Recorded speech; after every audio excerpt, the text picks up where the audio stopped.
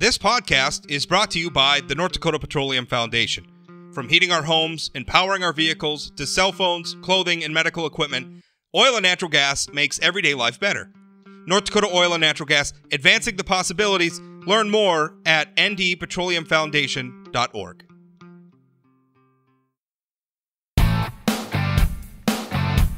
Welcome to Plain Talk Live. I'm Rob Port. We are going to be discussing marijuana on today's show.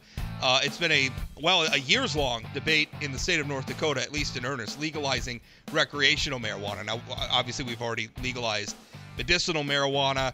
There are establishments selling medicinal marijuana across the state. The debate now is legalized recreational marijuana, or at the very least, decriminalized recreational marijuana. Now, the legislature had this debate earlier this year. The legislature is obviously still in session.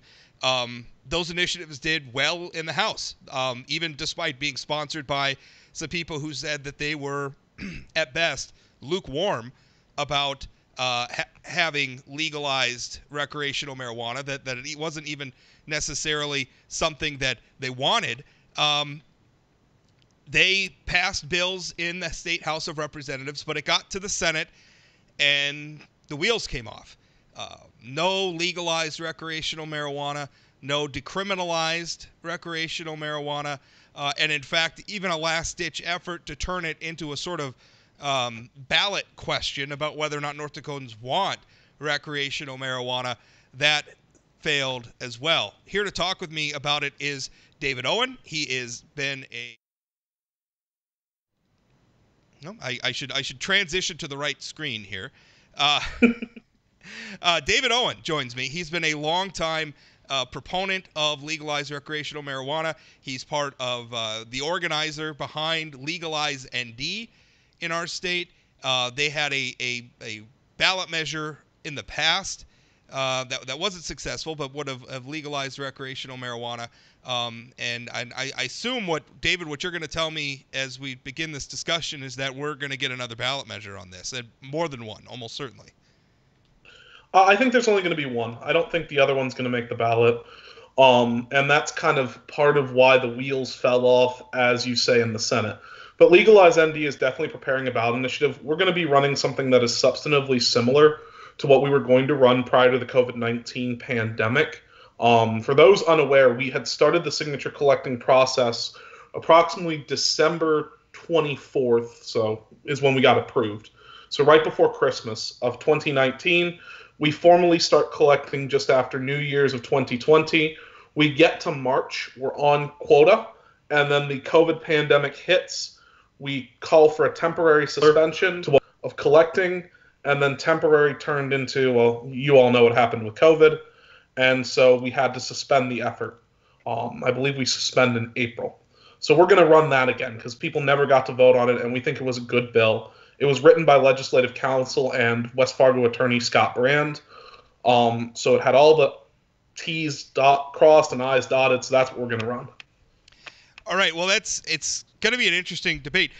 Let's talk, before we get into what comes next, let's talk about what happened in the legislature because... And obviously you follow this a lot more closely than I did. But as I saw it coming out of the House, I thought it had good momentum. And I thought that passage in the Senate seemed likely. Obviously, it's the legislative process. Weird things can happen. But I had a very good outlook on it coming out of the House. So tell us, what happened? Why did we lose momentum coming out of the House and into the Senate? So the House and the Senate were two different scenarios, really, that people conflate as the same scenario. In the House, you had about 27 legislators who were strongly in favor of full legalization, and you had about, call it, 20 who were begrudging but fine.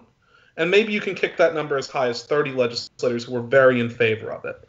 And so as a result, in the House, there were people who were advocating that not just as an inevitable, it's also a good idea. In the Senate, by way of comparison, you only have probably 7 legislators who think it's a good idea, and the rest were operating under this fear of a ballot initiative. Well, when the first hearing happens, you have multiple people come in, Senate side, and the entire conversation is about how credible and how serious is this threat of a ballot initiative. And people forget there are 2 initiative groups. There's Legalize ND, which hadn't started yet because we were going to wait to see, as per our promise to the legislature. And then there was the Cannabis Caucus. Maybe they're going by ND for Freedom now. They've gone by a bunch of different names. And they had started in December of 21. And at the time of that hearing, they had updated their website to show they only had 500 signatures. And their main spokesman was a well-known, we'll call him far-left activist. I think that's fair. Dustin Pyre, who's run for just about everything at this point. He's the rights equivalent of Coachman, is the joke I like to make. And so he comes in wearing a marijuana flag, and they discover there's no threat. You're referring to Michael Coachman, who's often he's been a lieutenant governor candidate. He's run for governor. He's run for secretary of state. Very, I would say, very much in the Bastiat sort of fringe right part of the politics. Anyway, go ahead. And so this guy, who's the left-wing equivalent, again, very well-intentioned, comes in wearing a marijuana flag, and his group releases their signature numbers that they're averaging 250 signatures a month. 250 signatures a month is nowhere near enough to get anything on the ballot. To get a statutory, you need to average between 1,500 to 2,000, and to get a constitutional, you need to average about 3 to 4, depending on the rejection rates and when exactly you start. And so what the Senate sees is these people aren't credible. They're not serious. They don't have any signatures. They can't get anyone to buy what they're selling. And so there's no threat. And when there's no threat, the thing collapses because the inevitability factor disappears. So essentially what you're saying is a lot of what was motivating the number of lawmakers that you would have needed maybe to get this over the top. A lot of the lawmakers were motivated by fear of a ballot measure, which is to say, if we don't do this, somebody's going to write a ballot measure. And as we've seen from the history of ballot measures, a lot of time that results in maybe not so great policy. And we had a lot of problems with the medicinal marijuana ballot measure where the legislature had to come in. They had to make a lot of fixes. And they didn't get a lot of thanks for that process. They had a lot of people, even as they were trying to turn the law into something that was workable, they had marijuana activists sort of on their left flank screaming at them and accusing them of doing all sorts of nefarious things. That was a thankless job for them. I think they thought, well, if we're gonna legalize it anyway, if that's the way the political winds are blowing, then let's do it ourselves. We'll write the law better, and it'll be workable. And obviously, what's better or worse is going to be a subjective thing when it comes to this policy. But essentially, what you're saying is this other group, what you're calling the Cannabis Caucus, came in, and by producing their signature numbers, they made a lot of lawmakers feel like it wasn't maybe as inevitable as they thought. Right, because when you only have 500 signatures over 2 months, and you need to be at 6,000 by the end of that second month, it shows that you're not making any forward progress. What their signature counts would suggest is that momentum has stalled and or died on the issue. And the problem isn't that momentum has stalled and or died. The problem is the people pushing it on that side, quite frankly, don't know what they're doing. And so when you release really low numbers, you see, well, this is just 500 people. This isn't going to make the ballot. I think Kristen Rohrs even stated in one of the hearings, at the rate they're going, it'll take them 100 years to make the ballot. And she was being facetious a little bit. But that was then the mindset. Well, they're not credible. They're not going to make the ballot. There's no way they can at this rate. And let's be honest. You had a ballot initiative previously that failed as well.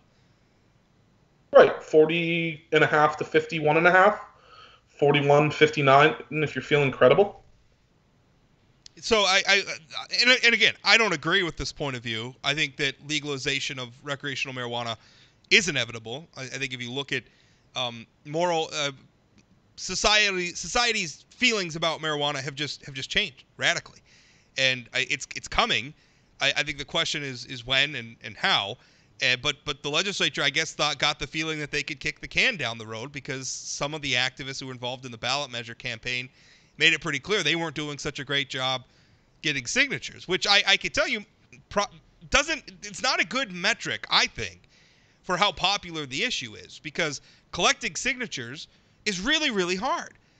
We have a lot of groups in our state that make it look easy because they come in and they drop hundreds of thousands of dollars on paying people to go out and collect their signatures for them. And if you're paying people to collect your signatures, well then yeah, getting the signatures you need is easy.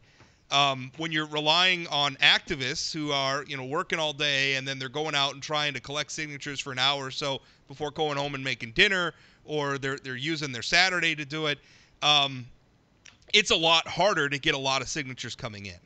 So, Well, I would disagree, Rob, because Legalize ND, when we made the ballot in 2018, we spent $13,000 to make the ballot. And about half of that was on media travel, and half of that was on advertising, PR. We had a fundraiser here, and all that. This issue, it's fairly easy to make the ballot. We were spending less than $1 per signature with all volunteers. But the thing is, you have to know the times, you have to know where to collect, you have to know how to collect. So to do a true volunteer effort, you're going door to door every weekend, knocking doors. Yeah, well, that's my point. It's hard work. Like your group and these other, you're not in a position to just write a check to a consultant to just go out there and collect the signatures. It takes a lot of work, and you have a group that maybe doesn't realize that. Because I've been a part of, years and years and years ago, I've been a part of ballot initiative campaigns before, and that's a hard thing. Is you get a lot of people who are all, oh yeah, I'll go out, I'll collect all these signatures, and then they don't follow through because it's actually a lot of hard work. Yeah, three or four people usually collect half the signatures. Yeah, in volunteer-led efforts. Yeah, that's pretty typical. So that's what happened in the Senate. Why? Because there was a pretty extraordinary effort right at the end, and you had the Senate Majority Leader, backing the play. I mean, if you're going to have somebody, with influence in the Senate, the Majority Leader is a pretty good person to have. They had that extraordinary effort right at the end to try to put the question on the ballot, and even that failed, which surprised me. I thought with the Majority Leader backing the play, I thought for sure they would get that through. Well, Rich Wardener has lost all credibility on this issue. He told the Forum famously that he was going to vote yes on 1420. He said that he's a supporter, he's voting yes on it, and that he thought most of his colleagues were. So Wardener clearly is not a credible source on this issue. That's unfortunate. Also, if you're in the hearings and you actually read the measure that Senator Dever was going to put on the ballot, it was actually a bit of a trap. It was a very cynical play to try and undermine a ballot initiative. Because if you read how it's written, there are a couple very nuanced things. The first is that it uses the word cannabis. So technically, hemp is legal cannabis. Hemp is cannabis which contains less than 0.3% THC. So his bill says, shall create rules and provisions for the sale, distribution, and manufacture of cannabis. We already have that in North Dakota, because we have an industrial hemp program. It also didn't give a deadline to the legislature. So when will they do it? Well, they don't have to do it by a certain date. And if the law doesn't specify when, then they can just do it whenever the heck they want. They can do it when everyone here on this call is dead in 2099. And also they didn't clarify the adult use problem. What's an adult? Is it 18? Is it 21? Is it 26 when your brain's done developing? That thing gave them so much leeway that it was really a cynical effort to try and say, let's not actually do it. So your idea is they were going to put this on the ballot, and if that question is on the ballot, it then becomes difficult to put a separate legalization measure on the ballot because you run the risk of confusing voters, and you could split the vote. I mean, there's a lot of weird stuff that could happen when you start putting multiple things on the same ballot like that. We see that with candidates, where you have third-party candidates come in. They can act as spoilers sometimes. Do you think that's what it was? It was just an attempt to muddy the waters and kick the can down the road? 100%, because if they had wanted to, what they could have done is they could have referred 1420 directly to the people. Because they could have written it in such a way that said the legislature shall enact a cannabis law which was previously known as House Bill 1420. They could have said that. There's a reason they chose not to. And House Bill 1420 is about as restrictive of a cannabis law as you can get. You can't get much stricter. Would you have been? I mean, you supported 1420 though. I mean, again, I know a lot of people, they didn't like it, but it kind of seemed the compromise of what was possible. But it was restrictive. I fully supported 1420, not because I felt it was a great bill, but because it was solving what is my number one problem with the war on drugs, and that is people getting criminal records for marijuana possession. And my attitude was, this solves this today. We can fix the rest later. And so I was as much as the legislature was a begrudging supporter of marijuana legalization, I was a begrudging supporter of 1420. Well, it was a foot in the door, and that was, back when we were having the debate over medicinal marijuana, that was one of my complaints about it, is that even as the ballot was written, even as the measure was written by its supporters, it was so hugely bureaucratic. I mean, to my mind, you just legalize it, like just get it done. And understanding, of course, there's some questions. What's the age? Is it 18? Is it 21? Do we need probably some regulations? There's the whole ongoing federal prohibition, which complicates everything because you don't want to run afoul of the feds, and derail a good state level legalization by running afoul of the feds. Which, by the way, the federal government needs to just end their prohibition and leave this up to the states. That just needs to happen. But all right, so going forward, what happens next, David? What happens next is we sit and wait for a couple of months because of a weird procedural quirk. So if you submit your final finished petition prior to a certain date, you're put on the primary ballot and not the general election ballot. That is very unfavorable to us. The primary ballot has virtually no turnout among younger voters. It has virtually no turnout among what I would call liberal-leaning Republicans. It has virtually no turnout amongst Democrats. And as a result, when you have no turnout of your entire constituency, you don't want it on that ballot. So we are going to submit no earlier than July, because that allows us to go on the general. Now, there are internal talks about maybe there were some provisions of the bill that we were going to run that we want to change. There's always the home grow fight. It's never fun. There's always the expungement of records fight. That's another not fun one where people get emotional. And after everyone kind of sitting in a room and arguing with each other for a couple of hours, we take the Christmas tree and we prune it to what's reality. And so we'll probably have to do a Christmas tree meeting where everyone wants to add their stuff back in, and we'll probably prune it. And then we will submit it to the Secretary of State. Realistically, August is the earliest. These things typically run long. We typically submit in December, and then you collect signatures for July. And as part of that, we're going to be doing some polling very privately, and we're trying to figure out what the lay of the land is and what provisions are and aren't popular.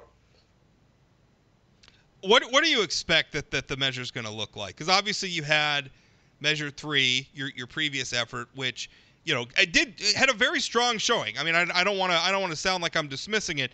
It got over 40% of the vote, but obviously 40% doesn't cut the mustard. So, are there elements of that you're going to work on? I mean, give us an idea of what legalization in terms of your measure could look like. The best thing I can refer you to is the measure that we were running in 2020 that got canceled due to COVID. It's going to look much more similar to that than Measure 3. The only big provision from Measure 3 that may make it in is home grow. And we don't know where that's going to sit. There are some people that want it very passionately. There are some people that are passionately against it. There are some people who say, look, it's not politically feasible. And so what usually happens is, as part of our poll, we ask about home grow, and that's what informs the question. So that's what we're really waiting on, is a nice poll to see where we're at with home grow. But it's going to look much more like 2020 than Measure 3. What are your what are the big differences going to be from what was considered 1420 in the Senate, or excuse me, in the legislature? The most obvious one is we're not going to have papers, please. You're not going to have to register with the state as a recreational user. You're not going to have an ID card which tracks every single purchase you make at a dispensary. You're not going to be limited to buying only an ounce every 2 weeks. There will be a possession limit, but it won't be you can only buy this much every 2 weeks. There will also be some changes in how they decided to do the criminal structure, and there will be some changes to dispensary licensing. We're going to go much more local control, whereas they went state control with a flavor of local control. Do you and by the way, the provisions of the papers please provisions, as you refer to them, were ridiculous. And again, that's something that frustrates me. If you're gonna do it, then do it. And I understand maybe the politics behind it, where they're trying to buy off some of the skeptics and get them over on some form of legalization that maybe we can knock off some of the hard edges in the future. But I mean, at some point, I think you just got to say, if this is gonna, which is why I don't like marijuana decriminalization. It's like saying, well, it's still illegal, but it's kind of not. We're just gonna kind of work the. Don't do that. Pick a lane. It's either legal or it ain't. And if it's legal, then we can have rational regulation of it. We could say you got to be this age to use it. This is where it can be sold, and some basic regulation. But beyond that, if it's legal, just let it be legal. Well put. Decriminalization has all of the problems of a criminal market with none of the real benefits of legalization. Because in a decriminalized structure, what you usually do is you still make the manufacture and sale a felony of some description. That's what every state that decriminalizes marijuana has done. And as a result, what ends up happening is the only people that can sell it are the cartels, but the consumer faces no risk for possession. So you now have a pseudo-legal market where the only vendor is the cartel. And so even more money floods to the cartel. Yeah. No, and that's the big thing that we got to get rid of. I mean, I want capitalists selling marijuana. I don't want criminal enterprises selling marijuana, right? I think you look at alcohol. For all the deleterious impacts that alcohol sales have on society, and they do, and I'm 100% in favor of alcohol being legal. I don't have a problem. I'm not judging people who use alcohol, but there's no question there are side effects for alcohol's existence in our society. But we accept it as legal, and we accept that it's better for capitalists and entrepreneurs to be selling alcohol out in the open where we can all see it and we can all deal with the problems it creates head on, as terrible as they are at times. It's better that than to be enriching criminals who are going to sell it underground.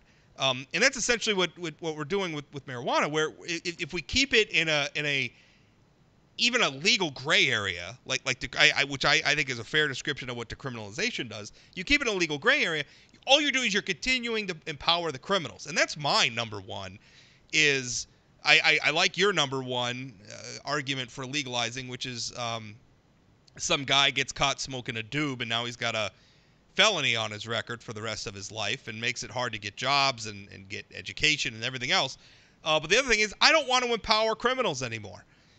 Bring it out in the daylight. Let the capitalists handle it. We're all going to be better off. Yeah, I don't want the mafia running the liquor store. I would much rather have the Empire. And the Empire is a great example of your point. At the Empire, when there's violence, there's accountability there. There's talks of stripping them of their liquor license. They're being watched. They're being monitored. And everyone has gone, maybe we need to re-examine the Empire. Well, there's leverage, right? They have a liquor license. So if they're acting abusively or if they're acting irresponsibly, we can use the leverage of that liquor license and say, hey, get in line and be responsible. And the people still have somewhere else to go. When your only vendor is the Gambino crime family, you deal with the Gambino crime family, and that's your only option. Yeah. If you don't want to go to the Empire, you can go to Rick's, which is a similar atmosphere, or you can go to Dempsey's, or you can go somewhere else. You have options. David is referring to bars for people who maybe aren't from his community and don't know the names of these places. But we're talking about bars in Grand Forks, right? That's where all those are? I live in Grand Forks. Those were Fargo examples. Those are Fargo's? Okay. Yeah. See, I don't even know. You have to talk about Minot bars for me to understand. All right, so give me the timeline. Obviously, well, I shouldn't say that. You gave us the timeline for the measure. We've talked about what's going to be in it. People who are interested in getting involved at this point, maybe they want to collect signatures, maybe they want to have input on what the measure is going to look like. How do they do that? If people watching this are interested in getting involved. Our current domain is legalizend2020.com. That's going to change probably to 2022 because of just reality. But right now it's legalizend2020.com. There's an option to join our mailing list. There's an option to contact your senators. There's an option to just basically shoot us an email and get involved. So that's how you join the mailing list. You guys aren't going to hear much beyond a post-mortem of the legislative session until July is usually when I say, and then it gets delayed, and we have to announce there's a small delay. But you won't hear much more beyond a legislative postmortem until July. Yeah. We're still waiting on some things, and this stuff takes time.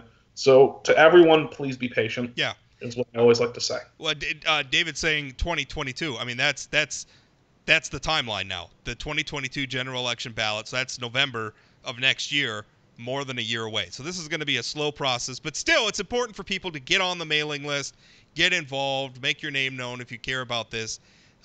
That's the way to go. Have you polled on this lately, David? That's what we're doing soon. Trademark. We're doing it here in the next couple of weeks, and we're gonna poll on the home grow issue because we have to, and then we're gonna poll on a bunch of different things. It's gonna be a high quality poll. It's gonna be the same people we used to draft the 2020 measure that we never got to see on the ballot because of COVID. And that's really the saddest thing here, Rob, is we shouldn't be having this conversation because we should know where the people stand. But the draconian government policies of a global pandemic made it so that we don't get our day at the ballot box until 2022.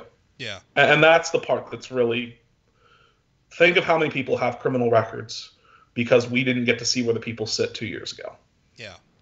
Well, it's frustrating to be sure, and I think this is an area where, like many areas, I'm not going to sit here and tell people that marijuana use that there's no societal problems that come from that. It is an inebriant. It can be abused like anything else. People who use it can act irresponsibly like anyone else. The thing is instead of dealing with those things in the dark, I'd rather be dealing with them out in the light of day, as we do with alcohol. There's always going to be problems from the stuff like this, whether it's automobiles on the car, whether it's guns, whether it's any of this stuff, tobacco, alcohol. Some people are going to use it irresponsibly. The point is, but people are going to use it. People are going to use these things, and we're better dealing with these things out in the light of day than we are having them in the shadows. David, last word to you. When you treat irresponsible use the same as responsible use, don't be surprised when people don't modify their behavior. When there's the same penalty for being a responsible user. A responsible user is someone who doesn't smoke and drive, someone who does it in the comfort of their own home.